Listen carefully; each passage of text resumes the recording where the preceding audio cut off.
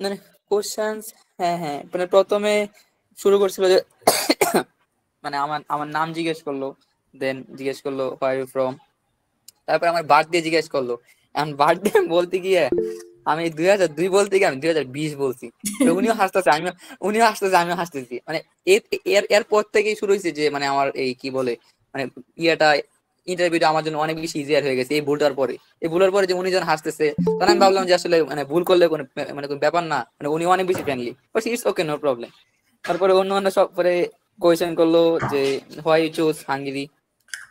পরে আমি ভাবলাম মনে হয় স্টাডি গ্যাপ নিয়ে মনে হয় অনেক ইয়েতে কথাটা বলবে যে, বা কোন পেঁচাবে টেচাবে এরকম, মানে নর্মালি আমাদের দেশে যেরকম হয় আর কি।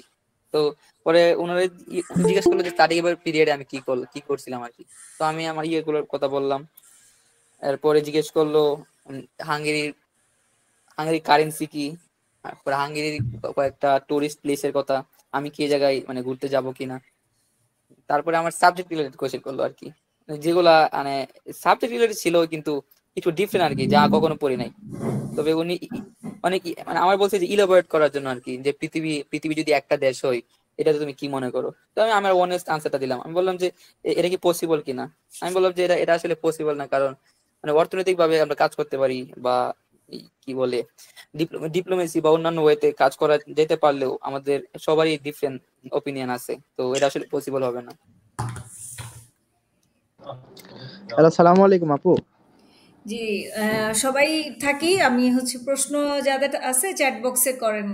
রুবায়েত ভাইয়ের কথাটা শেষ করি নেই। হ্যাঁ, সবাই শোনেন, যেহেতু উনি জি রিসেন্ট ইন্টারভিউ দিছে, সবাই ওনার থেকে জি আইডিয়া নিতে পারবেন, তাই না? যে পিডিএফ জি এর কোশ্চেন্স গুলা আসবে, আর বাহিরে কোশ্চেন্স আসতে জি পারে, আপনি ভুল করতে পারেন।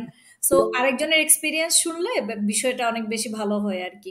হ্যাঁ জি ভাইয়া, শেষ করেন, জি তারপরে কি করছে? জি আপু, জি আপু, তারপরে বললো যে এই আমার এই সাবজেক্ট রিলেটেড গ্লোবালাইজেশন কি, বা এরপরে ক্লাইমেট চেঞ্জের আসলে ইফেক্টটা কিভাবে পড়তে পারে, তারপর relationship between Bangladesh and India বা নেবারিং কান্ট্রি এগুলা। তো মানে আপনি যে পিডিএফ গুলো দিচ্ছেন, এই পিডিএফ গুলোতে যে ইনফরমেশন দেওয়া আছে হাঙ্গেরি নিয়ে, এগুলা মোর দেন এনাফ। মানে আমার মনে হয় না আর কোনো কিছু ইয়ে করা লাগবে আর কি, যদি আমি পার্সোনালি অনেক রিসার্চ রিসার্চ করে পড়াশোনা করতে ট্রাই করছিলাম আর কি। তারপরে আপনার পিডিএফটা একদম মানে পুরোটাই কভার করবে আমি বিশ্বাস করি, কারণ হাঙ্গেরি নিয়ে যে রিলেটেড প্রশ্ন করে এই সবগুলাই পিডিএফ এ আছে আর কি।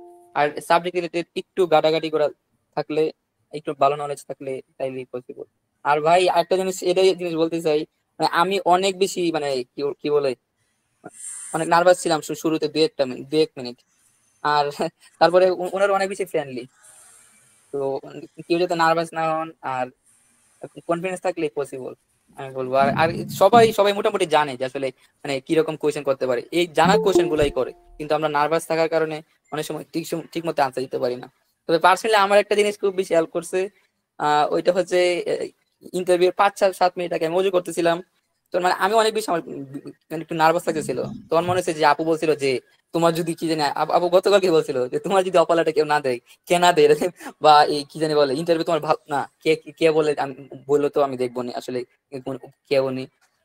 তারপরে আরো দুই এক আপু মানে অনেক বেশি ইন্সপায়ার করছে আর কি। তো তখন মনে হচ্ছে যে আসলে ওরা যদি আমার নিয়ে এত বেশি কনফিডেন্স থাকে, ওরা যদি আমার নিয়ে মানে এত বেশি পজিটিভ চিন্তা ভাবনা থাকে, তো আমি তো নেগেটিভ চিন্তা ভাবনা করতে পারি না। এই জিনিসগুলা চিন্তা করে পরে আমার কাছে অনেক রিল্যাক্স লাগছে। আচ্ছা ভাইয়া, থ্যাংক ইউ সো মাচ।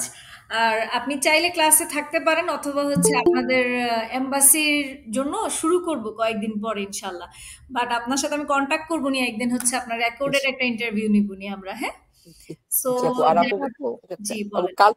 কাল পরশু হয়তো ফিডব্যাক আপু দিবে, আমি আপনি কালকে জানাবো না। আলহামদুলিল্লাহ অফার লেটার পাইছি, অনেক ভয়ে ভয়ে ছিলাম। ও আচ্ছা, তানজিয়া হ্যালো, সালামু আলাইকুম আপু। এক্সপিরিয়েন্স শুনি তাহলে।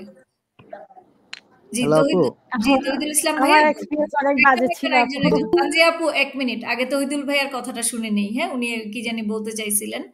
জি ভাইয়া বলেন। হ্যাঁ আপু, বলতেছি আমি অফার লেটার পাইছি। আমার হচ্ছে আইএলটিএস ছিল, তো ওই কালিতে বেশি ইন্টারভিউ দেওয়া লাগে নাই, 6 ছিল।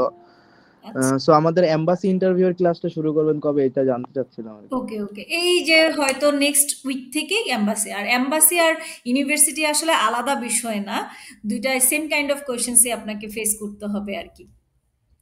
হ্যাঁ, বুঝতে পারছি। ওকে, জি আপু, এটাই জানার জন্য আর জি কি। জি ভাইয়া, আমরা হচ্ছে নেক্সট